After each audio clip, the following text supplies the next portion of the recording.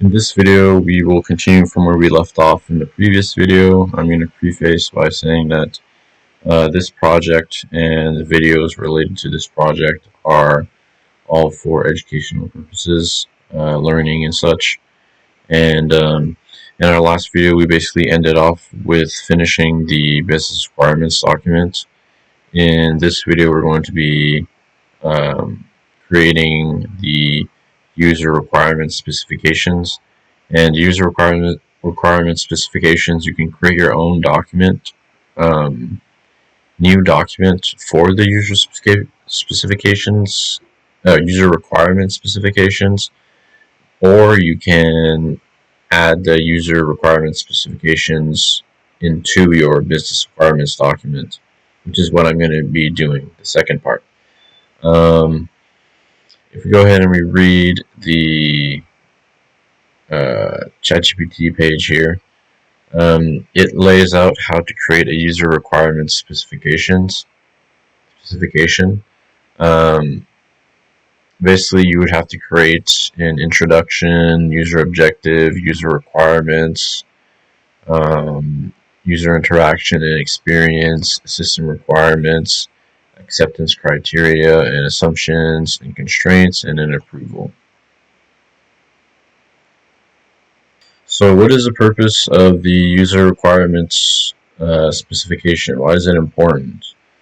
If we go ahead and read here, it says it bridges the gap between business and technical teams.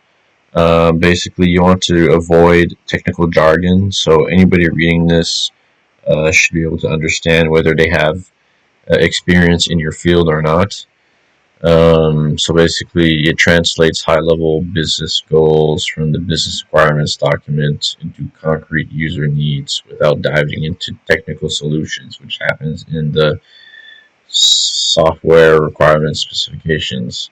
So basically, what it's trying to say is that the high-level business goals in the business requirements document, we're basically translating it into concrete user needs. So like basically you would say something like if you take a look at the business requirements document here, we can see I guess a high level business goal, which is create a website. But in terms of translating that into concrete user needs, you would probably say something like, as a customer, I would like to easily view what items are in stock at the grocery store, because I need to know whether I should go to the grocery store, this grocery store, or not. Something like that. Another example could be something like, as a customer, I would like to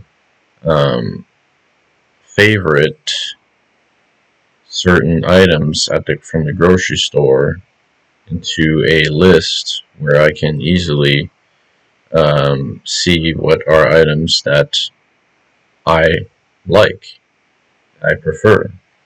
In that case, we would need to create a registration page and let the user sign up, and then they could store information in their account. And if we continue to read the page here, it says, without diving into technical solutions, which happens in the software requirement specification. So it's like I said, we're just translating, high-level business goals. Like we're translating complex, a little bit more complex information that like the average consumer wouldn't really understand into something they would actually understand, right? Just like the examples that I just gave. They don't understand, like, we need to create a website and we need to create a registration page and we need to create a wish list. Like we need to um, do routing on the web pages, and we need to do user authentication and stuff like that. They None of that stuff, the average consumer really knows. But what they do understand is something like I just said, the example of like, as a customer, I would like to um,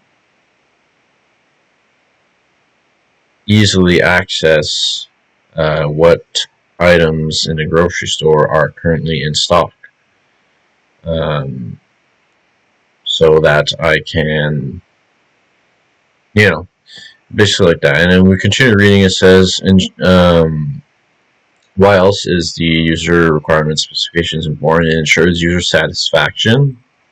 So based on the format of like what I just said, like, as a, I would like, so that I can, um, as a customer, I would like to do this so that I can get this. Um, if we can meet those, user stories, is what they're called, then it ensures the users are satisfied because they're getting what they're asking for. By documenting what users want, from features to usability. So in these cases, um, in order to get the user stories, typically what companies would do is they would send out surveys to the public or even just people in their company. Um, and they would answer in that format, a user story format, like, as a, I would like to, so that I can. Um, and essentially what we're going to do is we're going to document those user stories, and we're going to extract the features, um, because, user stories are formatted in a way so that it's easy for us as software developers to extract, what we need to do when we actually go and code. It reduces the risk of developing something that doesn't meet their expectations. So, in other words, it's saying that we'll know exactly what the users slash customers want, instead of us, thinking about certain things that they might want, but in the end, they never actually wanted that because that's just not something that they needed, right? It's just something that we thought maybe, oh, they would need. So instead of wasting time and money, you know, developing something that wasn't requested, we can save a lot of time and money. And then we move to scope control. It says it sets boundaries for what the system must do, helping to prevent scope creep by making user needs explicit. I think that goes back to what I just said about, exactly setting boundaries to exactly what the users are going to need, versus, what they want. Because if you follow the Moscow format, I think it's like this or something. Basically, it's like what the user wants versus what the user needs versus what the user could have. You know what I mean? Like, the user needs is something that you have to do. The user wants is something that, you could do. That could be added in if you have time, and then the users could have something like that. Um, Setting boundaries and, being able to prioritize what's more important. Because in the end, we only have a limited amount of time and money, right? And then validation and approval. Stakeholders, users, clients. One second here. Stakeholders, users, clients, and project sponsors review and approve the user user requirement specification, ensuring everyone is aligned before development starts. So the user requirement specifications, you need to do it before you start, coding and all this and that. You're basically extracting what the user needs, the requirements, the user requirements, and then verifying with everyone that's involved with the project and that would be using the product, uh, whether or not the stuff that you end up choosing is what they want and is what's needed and stuff like that. And then input for software requirement specifications. So the URS, user requirement specification, which is what we're going to be doing in this video, it can be used as input for the next step of requirements gathering. So I don't know if you guys remember in previous videos, basically we're in the planning stage of Agile methodology. In this stage, we are just, it's straightforward planning. And in planning, you have to do the requirements gathering. And there's 3 steps in requirements gathering: business requirements document, user requirement specifications, and then software requirement specification. So the user requirement specification can be used as input for the software requirements specification. It acts as the foundation for the software requirements specification, where developers and engineers could figure out how to build what's described in the user requirement specifications. So it's like I said, you extract the user stories from the users, and then you pick, this is all during the user requirement specifications. So you're basically extracting the requirements that the users would like for the software that you're developing. And then you're basically going to go and prioritize, and basically you'll set what's important,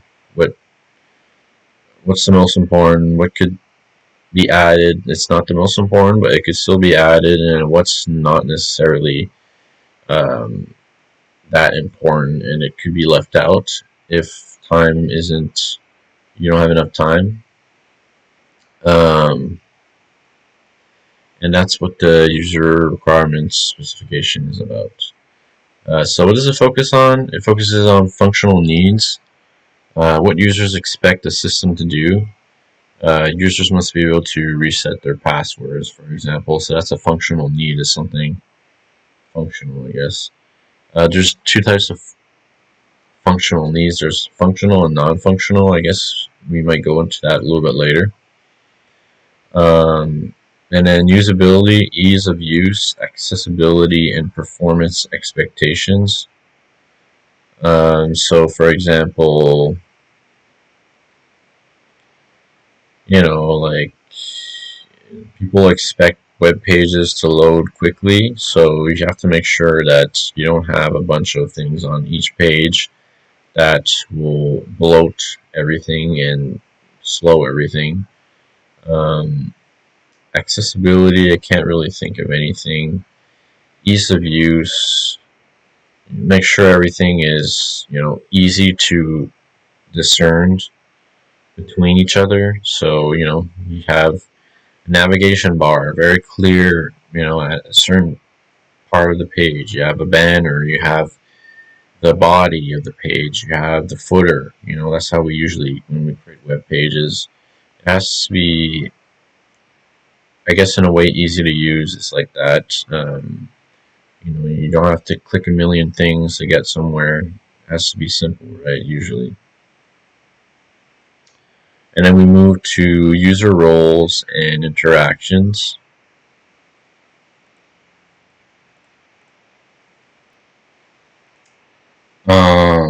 In the user roles and interactions, we identifies different user types.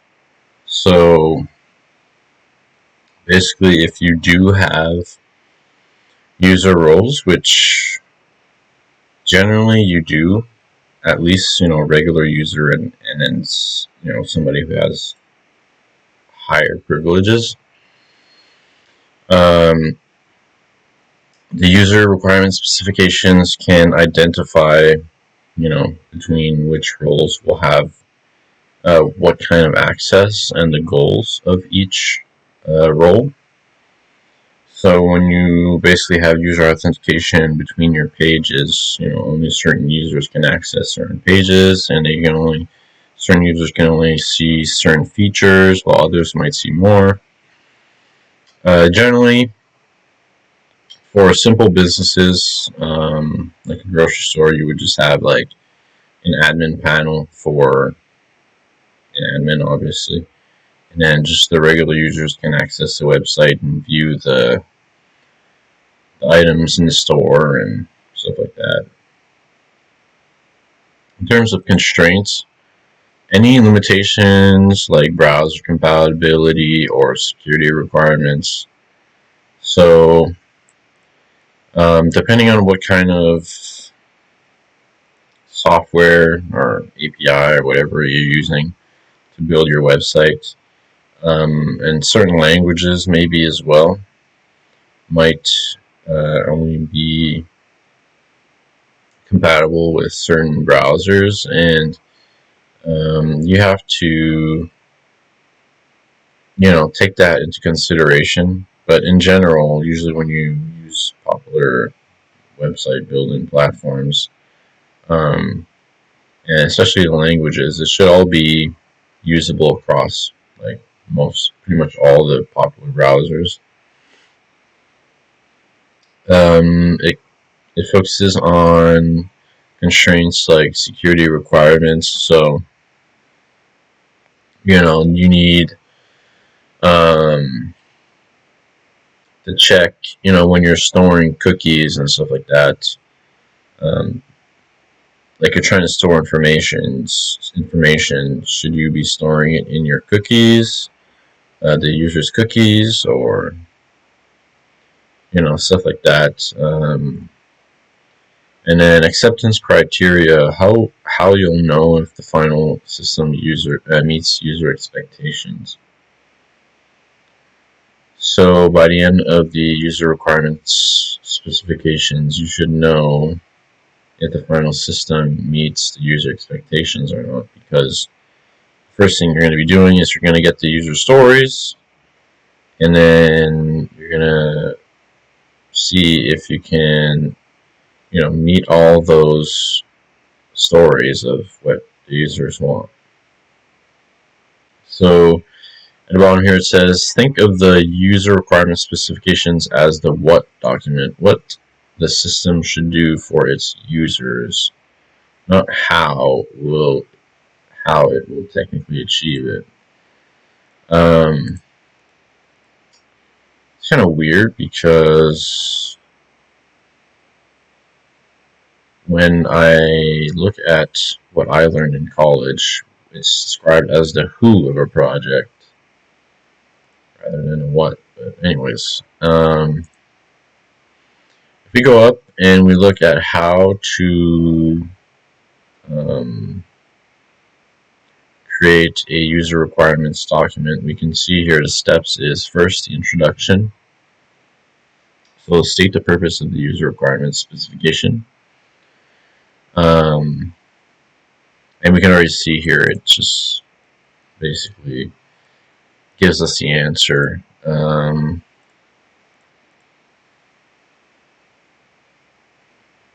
So if I go ahead and I look at the document here that we have, let me just close this part. We're in the user requirement specification. So I already labeled all the different points, and what we can do is we could go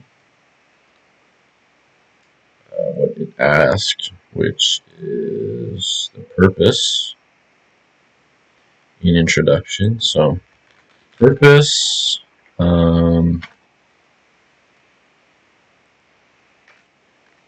For us, the purpose is to gather user requirements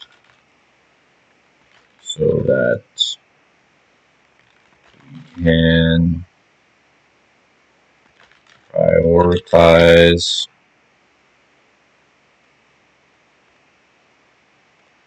well, I mean, in terms of my actual product, my project that I'm doing in this video series, um,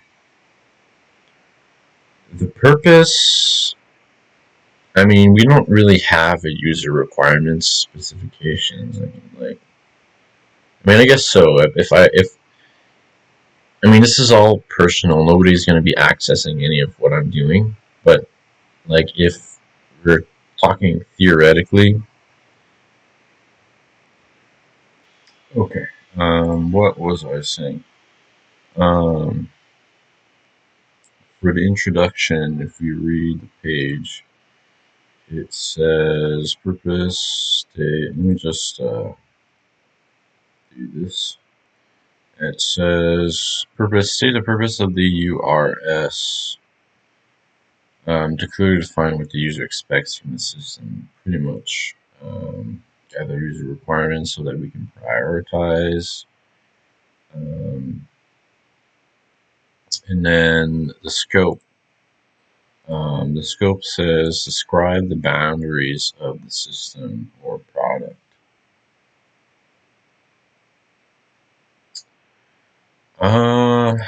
Man, thinking about that, what could the boundaries be?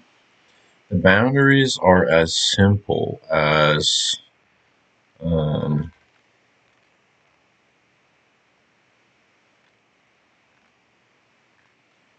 having a simple website with registration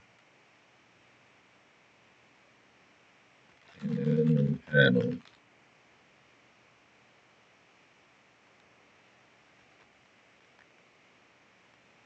Where normal users can see character.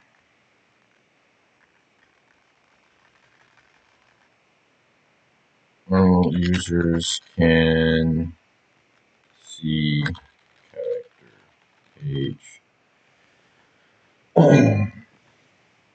and updates. Um,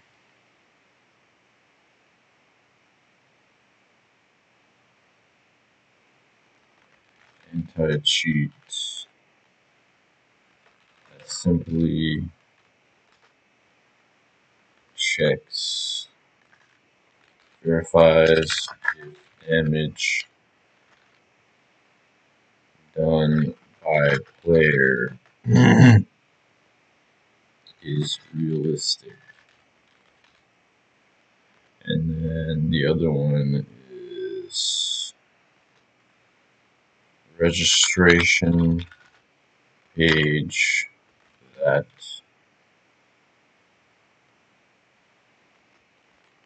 verify. I guess that's it. I'm not going to necessarily mention the what is it? The AI, the image recognition, because that's just part of the registration page. And then the next point is, oh yeah, just showed you guys. I was just reading this here. The next point says references. Mention any related documents, like business requirements, specifications, or technical documentation. Okay.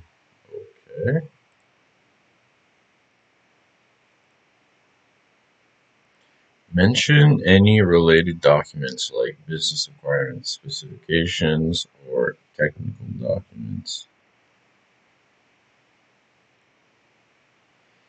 So I guess we reference, let me just do that, and then let me just do this so it's more readable.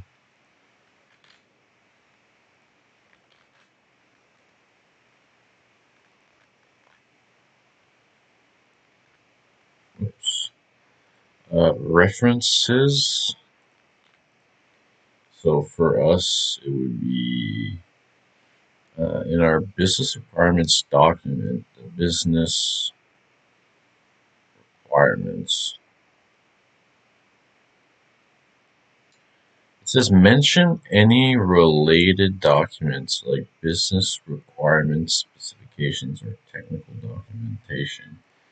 Yeah, so we'll just reference the business requirements document, which, this user requirement specification is a part of anyways, but and then we move on to user objectives. Highlight what users aim to achieve.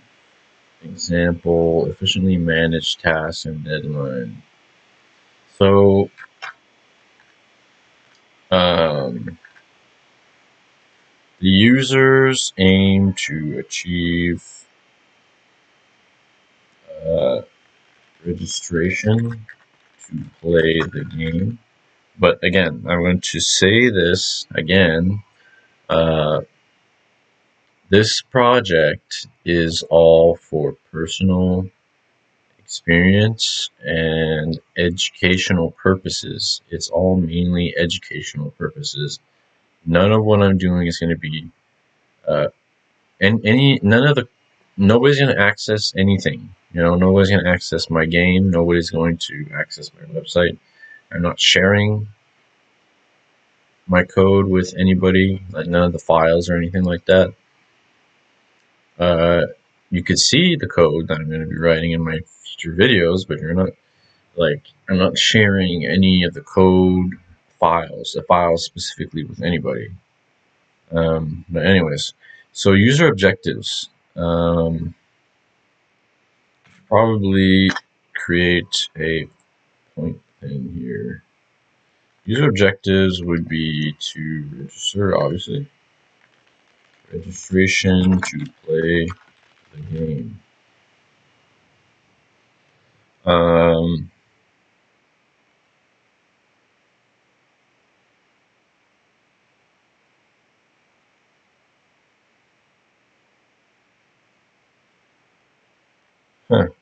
Just give me 1 second. Again, since this project isn't about other people playing on my servers, which they will not be. This is not going to be public, as I said many times before. Me being able to find the user objectives is kind of difficult because there isn't really any users. But theoretically speaking, the users would want to play the game, right?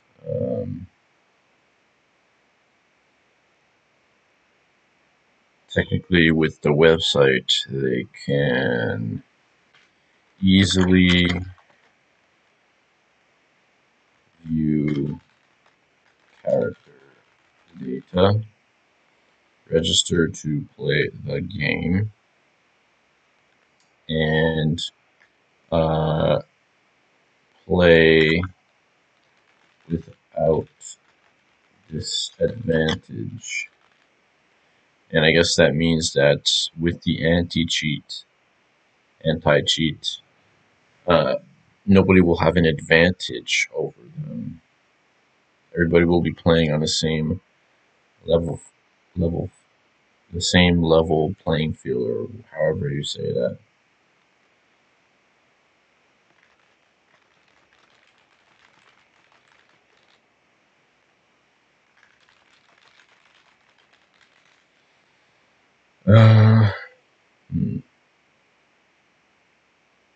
In terms of what I'm doing, right, which is the website, the anti-cheat, and Those are the only real things that the user is going to be interacting with in terms of image recognition that has nothing to do with the user. So we can see that. And if we continue reading down for the user requirements, we have the functional requirements. So list what the system must do. Authenticate users.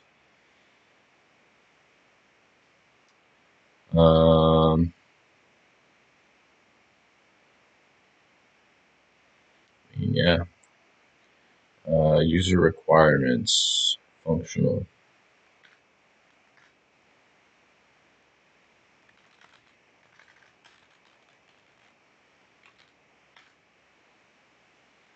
For functional, we have user authentication, but this is, yeah, this is just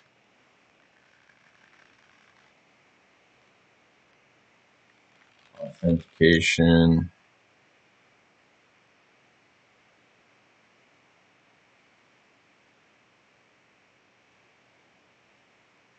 One second, I'm just looking at something. Authentication. I mean, it's already all laid out there for the most part. But yes, users log in, log out.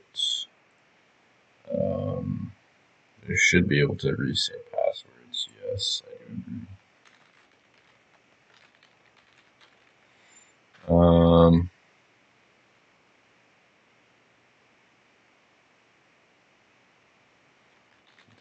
agree.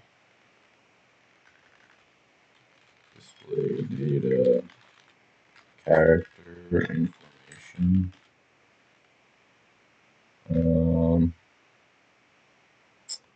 What else?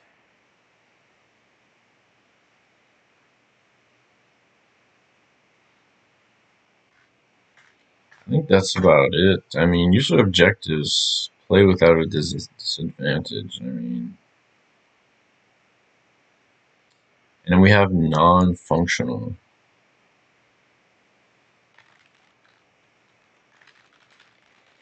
requirements.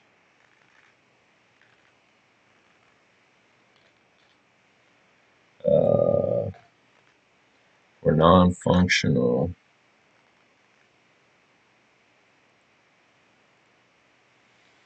what would be non-functional? So functional is things that the system must do versus the qualities of the system. I mean, yeah, performance pages do have to load within 2 seconds. Oof. A few seconds. Security.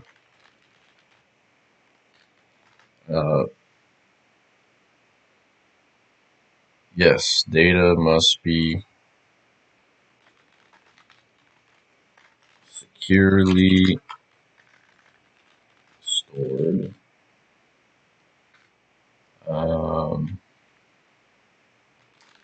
Compatibility supported by full Chrome. Usability, clean, intuitive interface. I mean, I'm just pretty much following what it's saying. I mean, it knows pretty much what I would want to write. Intuitive interface. Move on to user interactions. So let's just go over what we have so far for the user requirements document. User requirements specifications, I mean.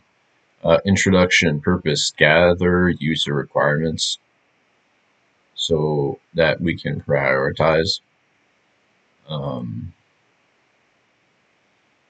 I mean, just gather user requirements, really. Well, yeah, for the purpose of prioritizing which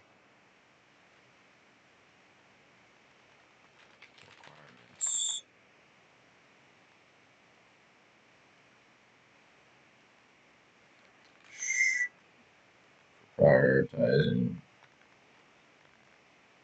requirements. I mean, just gather user requirements, I guess. Scope. Having a simple website with registration and admin panel where normal users can see character page and updates.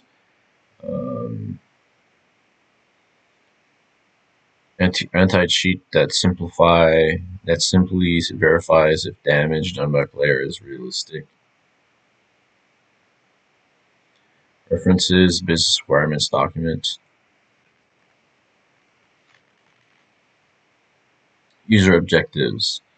Registration to play the game. Easily view character data. Play without a disadvantage.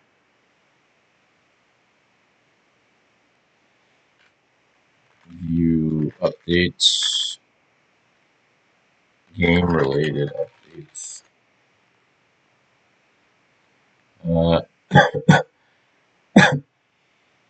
And then 3, we have user requirements. Functional, which is what this system should do. Authentication, user login, logout, reset passwords. Display data, character customizing information.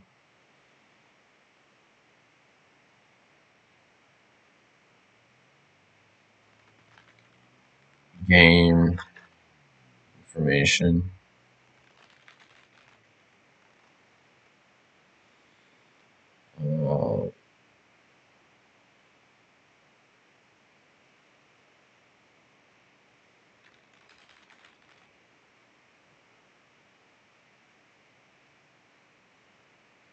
Non-functional performance. Non-functional is, what was it again? Outline system quality. So performance must load, pages must load within a few seconds.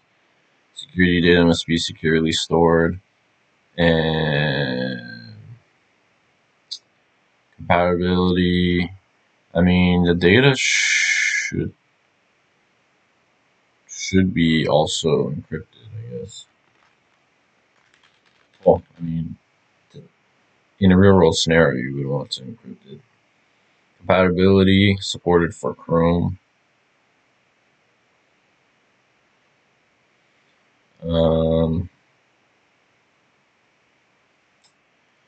Usability, clean, intuitive interface, and then we move to the user interaction and experience. Describe how. One second.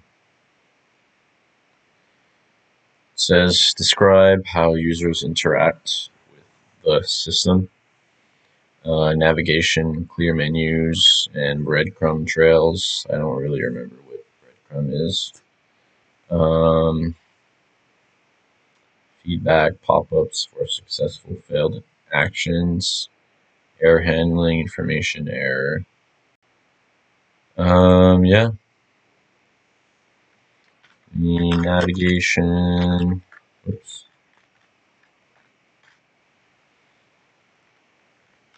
Navigation. Clear navigation. No menu. Links to each page.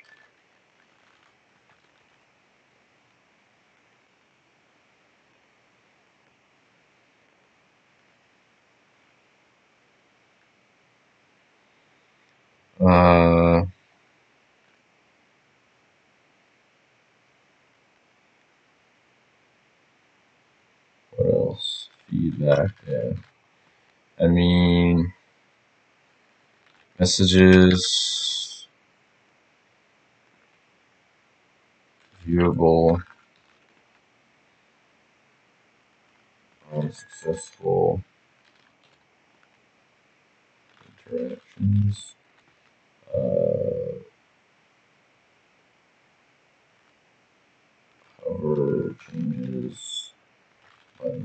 colors or anything like that. Error handling,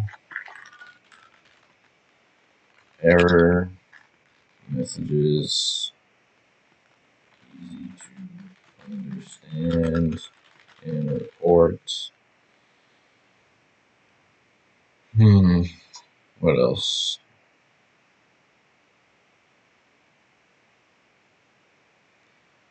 ChatGPT really just gives us all the stuff that we need.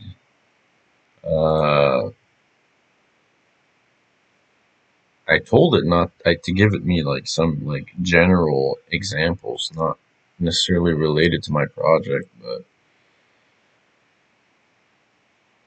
system requirements.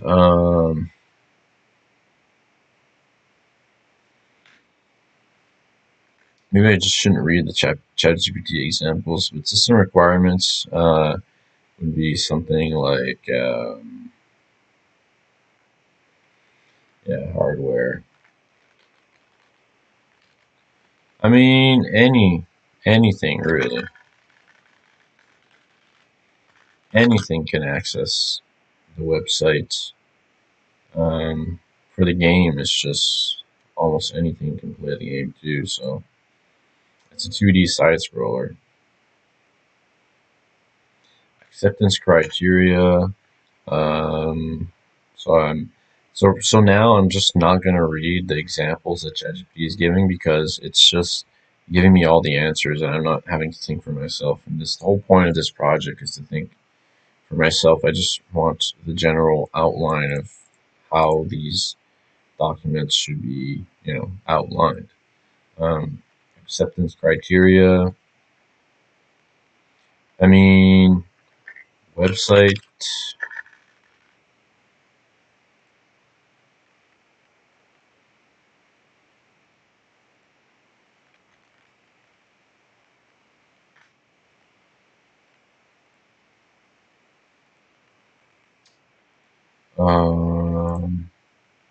Website should be accessible.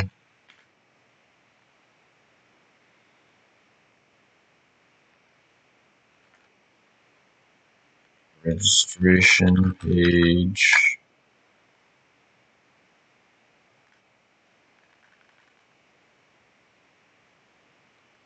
Registration page.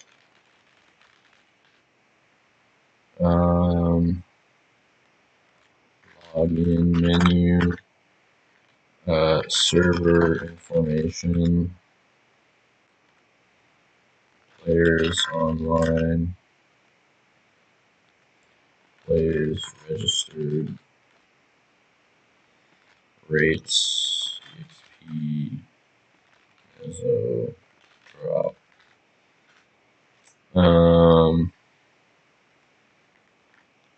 Game updates on website.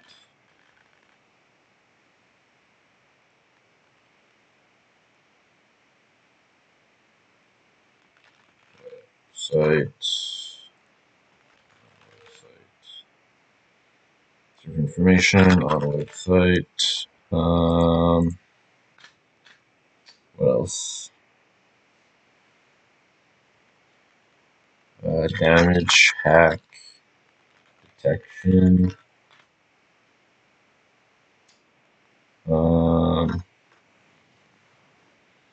What's the other one? The other one is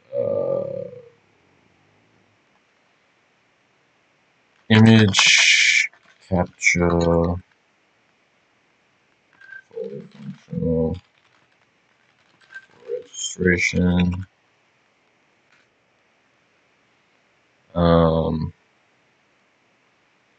Password. Resetting. Website.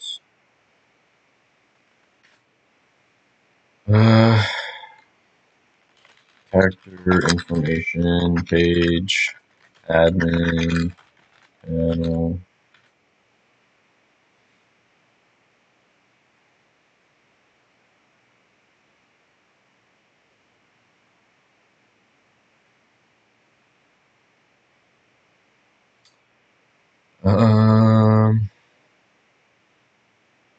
What else? Encrypted data, trafficking,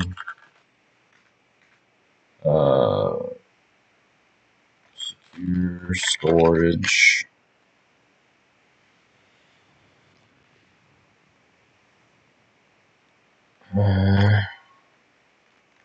proper routing, user authentication. What else should we have here? I think that's about it for now. Assumptions and constraints. What does it mean by assumptions and constraints, though?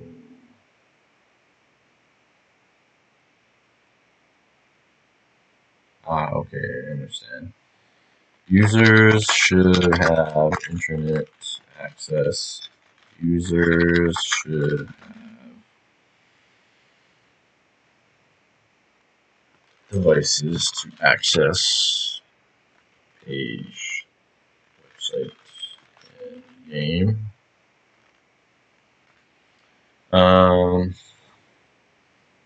Just give me 1 second. Let's see, what else do we want in this? Assumptions and constraints.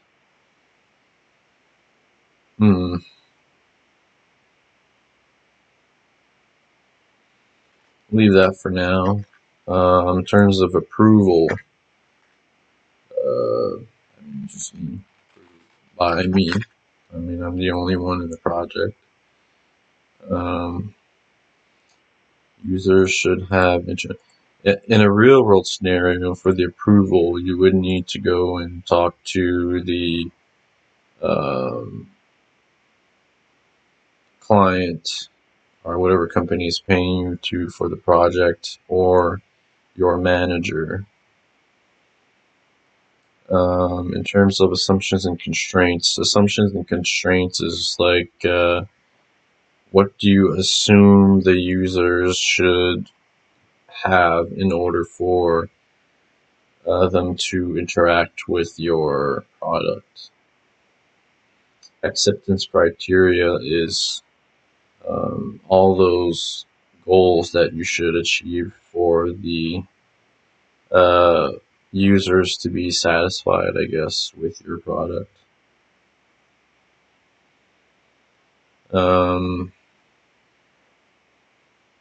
And you can remove some things that you might think could be important, but acceptance criteria is all about determining, the time frame and the budget. Some things you might not be able to do even though you want it to be there. For the system requirements, it's like if you're developing a game, then of course the users are going to need to have a minimum requirement on their hardware to be able to play the game. And then it's the same thing with internet speed as well, actually, because believe it or not, some places in the world, a lot of places in the world, they still use dial-up connections, and their internet is just too slow to be able to play online multiplayer games. Other things could be, in terms of system requirements,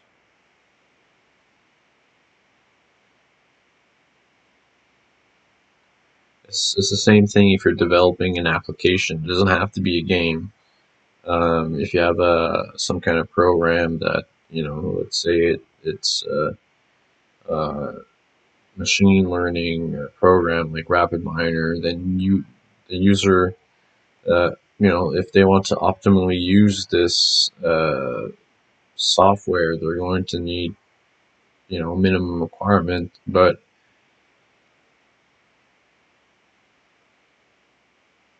I think for the most programs that do not require internet connections are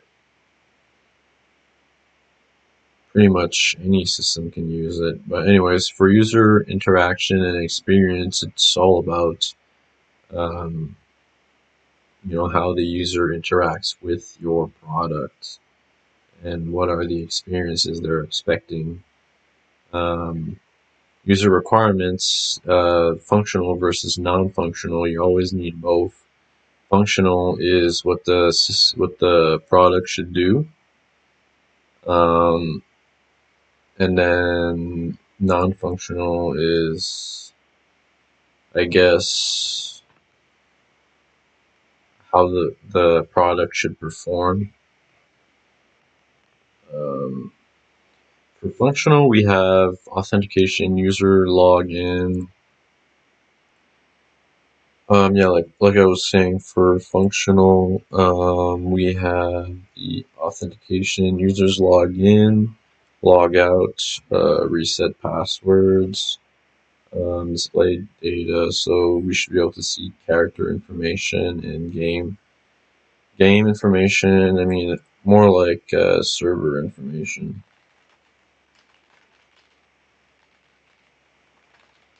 Current players, online, etc.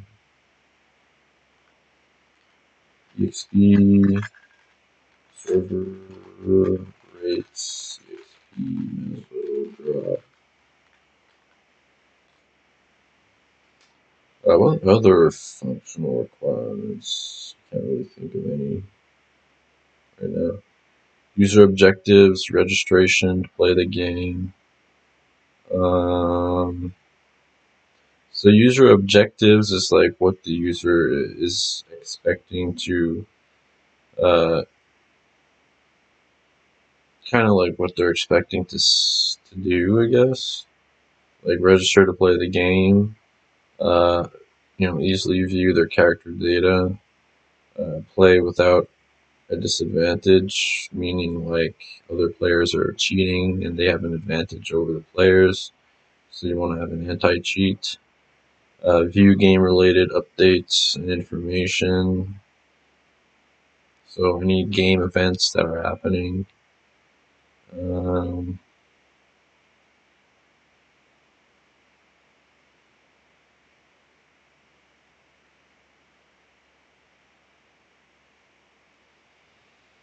I guess objectives, like something that you get something in return, right? And an introduction, just state the purpose of the product. Or actually, it has more to do with um, the user requirements specification. So we're just trying to gather user requirements, user stories. So again, just to go over what the user requirements specifications is for, it's when you go and you get user stories from the users that you expect to be using your product, or just anybody that can give some valuable info, that can act as a user and then tell you what you would want. So you send out surveys and get information on how the product should, what the user is expecting from the product, so that you can extract the requirements and into concrete goals that you can achieve using software engineering, so coding. I think that's pretty much it for the user requirements specification. I think we'll just end the video like that. Again, you can create a separate document for the user requirements specification, or you can add it to your business requirements documentation document, which is what I'm doing. In the next video, what we're going to do is we will go ahead and do the software requirements specification. in the software requirements specification video, what we do there is we just, a lot of it can be, diagrams like UML diagrams and use case diagrams and sequence diagrams, activity diagrams, all those diagrams that basically gives us, I guess, a higher level detail of how the product works. But yeah, thanks for watching and see you guys in the next video.